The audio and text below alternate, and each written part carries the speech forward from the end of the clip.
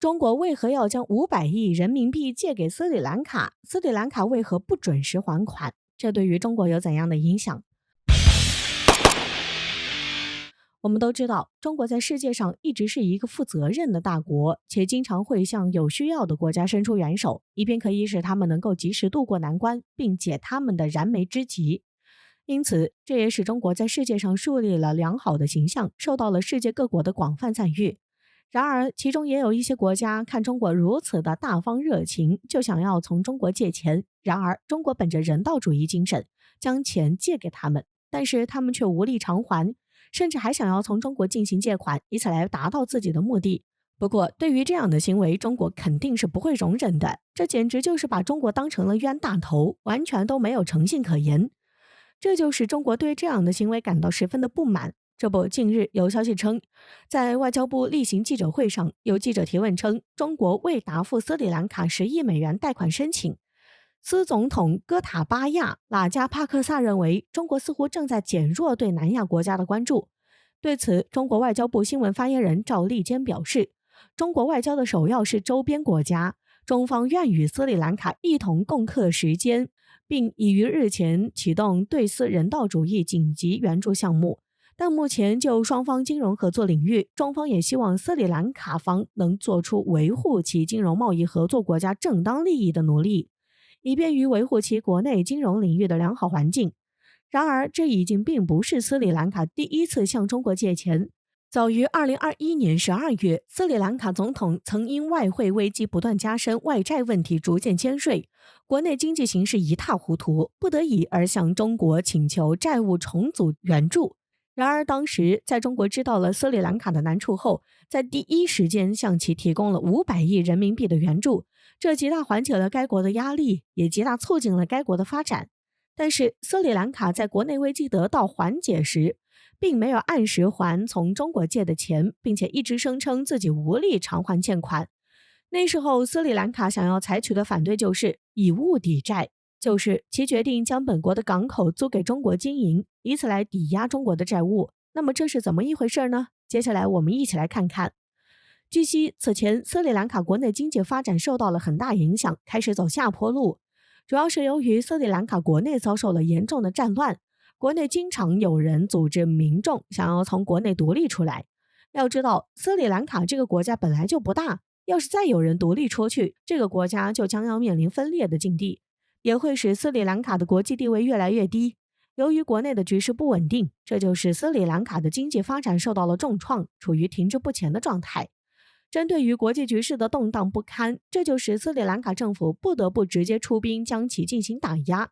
斯里兰卡用了10几年的时间才平复国家内乱。然而，虽然斯里兰卡平息了战乱，但是其国内的经济发展却受到了严重的影响，甚至到了一落千丈的地步。这使斯里兰卡走上了复苏经济的道路。但是要发展经济，就必须要有资金。然而，斯里兰卡由于多年的内乱，政府的财政也处于入不敷出的状态，这就使得斯里兰卡的经济一直是萎靡不振，就决定向中国寻求援助，向中国贷款500亿人民币，以此来促进本国经济的飞速发展。中国在看到了斯里兰卡面临的困境后，就决定向其提供援助，将500亿人民币借给了斯里兰卡。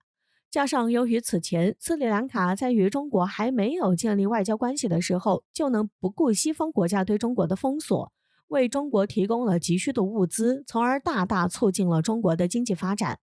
这也使中国一直记得斯里兰卡的帮助之情，因此在第一时间对斯里兰卡进行援助。斯里兰卡对于中国的慷慨相助也感到十分开心，并加强了与中国的合作与联系。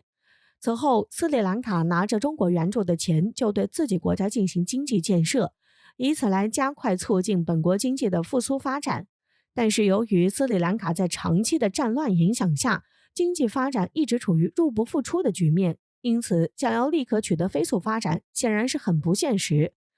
所以斯里兰卡到了该还钱的期限后，由于国家的财政收益还是较少，不足以偿还中国的债务。这就使斯里兰卡也是比较的着急，怕辜负了中国对其的信任。于是斯里兰卡在综合多方的考虑后，就决定将本国唯一的港口租给中国经营，以此来偿还中国的债务。斯里兰卡有这样的想法，其实也是符合国际规定的。如果一个国家没有办法在约定的时间还清一个国家的债务，那么可以用国内的现有资源进行抵押，这样既不会影响这个国家在国际上的信用，也不会使其受到其他国家的排斥。所以，斯里兰卡这样的表现，其实也是履行约定的表现，也是负责任的表现。中国在听到了斯里兰卡的难处后，也是表示可以理解，并且也同意斯里兰卡这样的提议。不仅如此，中国还把斯里兰卡拉入了“一带一路”经济发展计划中，以此来帮助斯里兰卡国家的发展，为其发展注入新的动力。此外，在中国和斯里兰卡达成协议后，两国将进行开发管理汉班托塔港口，并按照规定，在斯里兰卡没有还清中国债务的未来几十年里，中国都对这个港口具有合法的控制权。现如今，随着汉巴托塔港口的建设发展，也给中国带来了巨大的经济效益。斯里兰卡也表示，中国对港口的开发也促进了自己国内的经济发展，还给当地的人们提供了更多的就业机会。他们十分欢迎中国的投资方来到斯里兰卡来进行投资建设，这样在双赢的同时，也能更快地还清中国的债务。但是现如今，斯里兰卡却又重蹈覆辙。由于国内的经济发展又受到了较大影响，这就使斯里兰卡又想要去借款。然而，斯里兰卡在看到欧洲各国和美国并没有意愿提供帮助，斯里兰卡政府就又将目光转移到中国身上，就希望可以从中国继续借款，以此来度过危机。然而，由于此前与斯里兰卡有这样的经验，这就是中国希望斯里兰卡可以拿出诚意来，而且先前借的钱必须要偿还。除此以外，在国际社会上一边倒向美国这样的行为，也必须给出合理解释，这样中国才能借款。值得一提的是，当初斯里兰卡拒绝偿还外债后，中国各个金融部门还给了他们协商的机会。如果斯里兰卡想要继续得到中国的帮助，第一点就是要尊重中国，其次要积极主动地与中国建立联系。对此，有分析人士指出，如果斯里兰卡在偿还债务上保持积极的态度，中国还是愿意与国际金融机构共同为斯里兰卡克服困难提供帮助。希望斯里兰卡可以尊重向他们提供帮助的国家，维护债权国的合法权益，促进国际金融环境的和谐与稳定。所以，对于斯里兰卡来说，应该要有诚信，提升自身的发展，成为负责任的国家，这样才会被其他国家信任，才能够更好加快自身的发展。这对于斯里兰卡来说是必须要去做的，才能够取得更大的发展。